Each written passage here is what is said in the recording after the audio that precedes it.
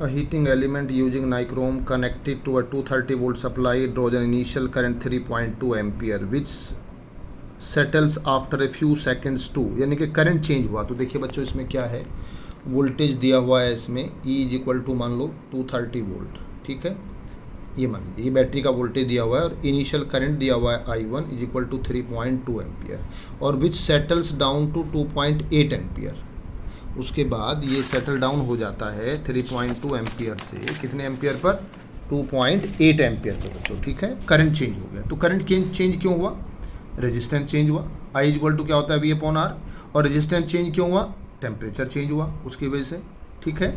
और what is the study temperature of the heating element if the room temperature is 27 degree Celsius.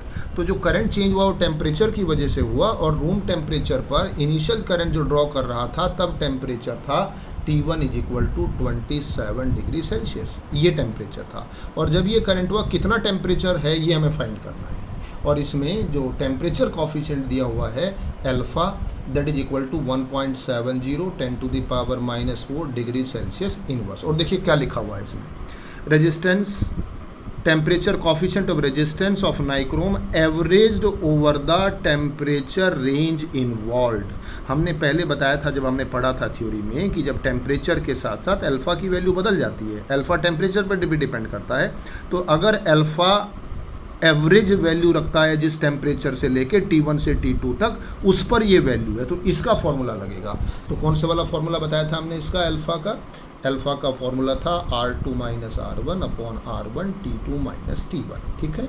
हमें इसमें क्या find करना है, T2 फाइंड करना है। तो T2 - T1 as R2 - R1 upon R1 और T2 can be written as T1 plus R2 minus R1 upon R1 and obviously in alpha also alpha will be there, this is the formula, ये formula लगेगा। T1 है। अब हमारे पास क्या क्या नहीं है, we don't have the values of R1 and R2 we can find from here। so what is R1 now, R1 is the resistance which will be E upon I1, ohms law लगा दो, E कह दीजिए, इसको V भी कह सकते हो बच्चों, पोटेंशियल डिफरेंस भी कह सकते हैं, E भी कह सकते हैं, कुछ दिया इसमें।